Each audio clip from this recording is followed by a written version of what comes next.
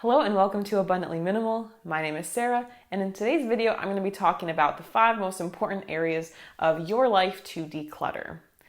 I will say that this is going to be a little bit subjective. In my opinion, I think these can be some of the most transformative areas in general for a lot of people because of some of the associations we might have to some of that stuff and the way it can influence the rest of our day, such as our time, our habits, that kind of thing. And before we begin the video, we are officially counting down to the Better with Less course. There are 4 days left to sign up if you would like to get involved and you would like to declutter your space and your life in the next 12 weeks with me. The program itself is a lot of fun, but it also works. We had so many amazing success stories from the participants in our last launch, which started in April. And we've already got a great group shaping up for this next launch, so I hope you'll join us. All of the links that you need are in the description field of this video. And of course, this week, as we're counting down, there's a video every day.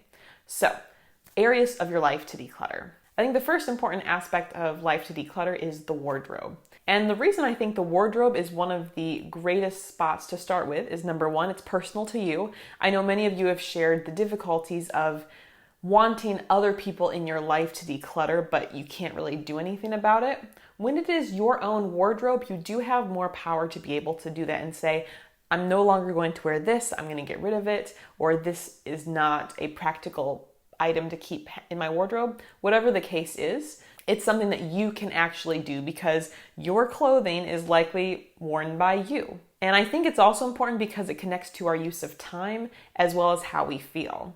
Having a simplified and minimalist wardrobe, or a more simplified wardrobe than maybe what you currently have, is going to save you lots of time. You'll actually have space to see what your clothes are rather than having them all crammed together. And you can even organize your clothes based upon season or style, and that can even make it easier to help you figure out what you have and what you want to wear.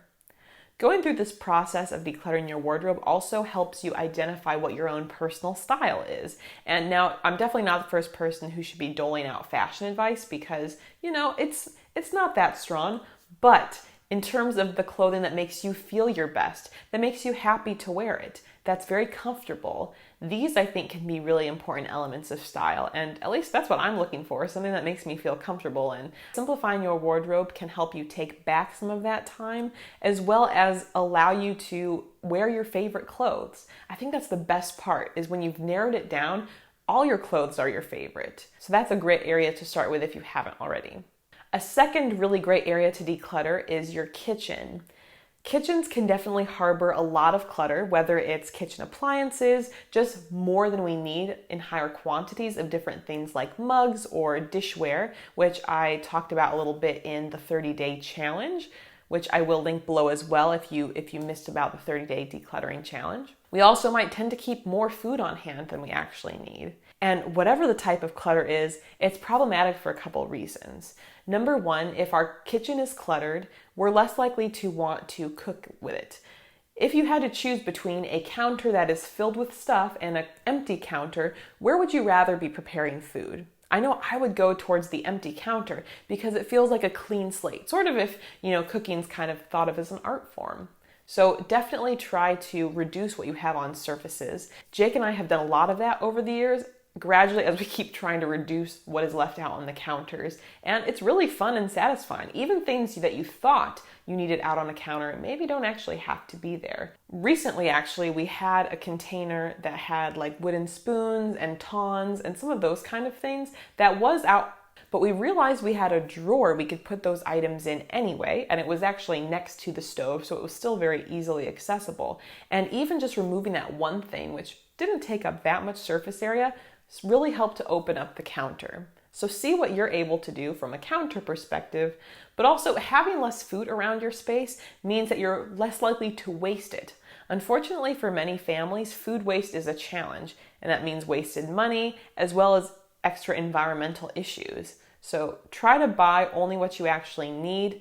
Allow yourself to push going shopping if possible, and really sticking to the essentials and not frivolous purchases as much. That can definitely help. Next up, paper clutter I think is a really essential type of clutter to deal with.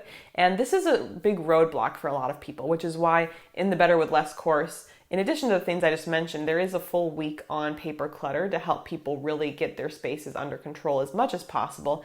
And paper clutter is really important also because when you have so much paper clutter, it's tough to determine what the more important files are, especially if they're mixed in. You see, if we're not careful, we'll save everything and way too much paper. And when we actually need a certain file, it becomes very difficult to try to find that. So we want to identify a really helpful system that we can use and figure out where we actually can store these most important files in a way that they're protected and also accessible. I think paper clutter is complicated. It's definitely a little bit prevention, a bit with having good systems in place, and then putting in the time and kind of identifying what needs to be kept and what doesn't. And I know that's something we go a lot more in depth on in the Better with Less course. The next area I'd recommend decluttering is your schedule. The reason being, how you spend your time likely influences other areas of your space in your life and the clutter you may have there. You see, if we have our schedules completely packed, it makes it a lot more difficult to have time to declutter or clean or be more mindful. We often make choices based upon convenience rather than what's best for us in the long term. And I've totally been there. I have lived a very insane schedule work-wise for a really long time, basically for the last 10 years. Even when I was a college student, I would typically take the maximum number of classes you could. Sometimes I even went over that and did a course overload. And I worked every semester of college up to 30 hours a week, which is insane to balance with 6 or 7 classes. So that was intense. And then I was teaching and doing a lot on top of that and then running these businesses. This is the year I'm actually starting to take more time and actually declutter my schedule. And I have enjoyed it so much, and it's also been really cool to help me identify what's more meaningful and what's not. And obviously, there's a lot of different factors that go into our schedules, and I know I don't have any kids yet, so I know that leaves me a little bit more discretionary time than someone with kids would have. So obviously, it all is situational. But if there are any things that are sucking up your time that are not helping you feel better or achieve the life you want, maybe that would be a helpful thing to cut. Some of this is maybe certain kind of fun things. I'm putting it in quotes because there might be leisure activities we do, but they aren't actually that meaningful to us. It could also be tasks related to work. Like, if you really spend that extra 15 minutes tonight checking your email, is it really going to make a difference? Could you wait till work the next day? That kind of stuff. So obviously, again, so many variables that go into this, but if you can declutter your schedule, I think you will not regret it, and it makes it easier to prioritize what actually matters. And then the 5th area that I would recommend tackling, again, is going to vary for a lot of people, that one area in your home that is the most stressful to you. Again, there's so much variation here, but I know I found, especially through teaching the Better with Less course, a lot of people had one particular area that was their biggest downfall.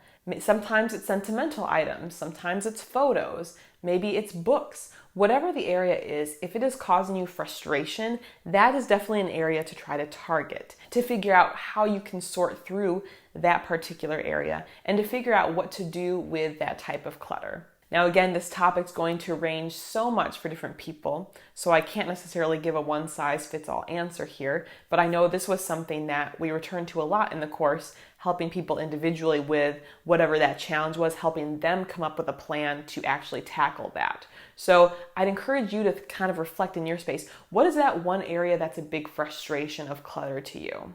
I hope this video was helpful. As I mentioned before, if you're interested in signing up for the Better with Less course, registration closes Friday. Access any of the links you need below. Let me know any questions you have in the comments, and I will see you tomorrow for another video.